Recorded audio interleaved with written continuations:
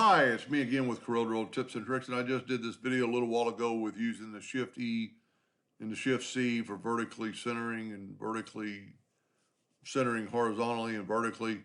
And somebody asked the question, how do you know which way it's going to go? If we select all these and we go C, they move to the left-hand side. But let's say you want them to move to this side, you want them all on this line. Well, last object picked or selected. So you could select all those, hold down the Shift key and select that one, and then hit C, and it brings you to the last one picked or selected. Now we can go Shift C and even them up. Same thing here. How do you know which way it's going to go? I'm going to hit E. They all went to the top, but I want them to go to the bottom.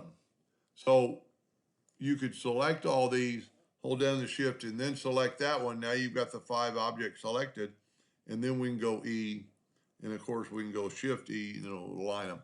So it's always going to be the last object you select, and you don't have to select them the way I did.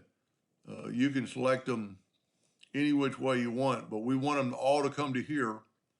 You could just hold down the Shift key and just go through and select all these in that order, and then hit C, and then of course Shift C to line them up. So the last object picked or selected is where the anchor is going to go.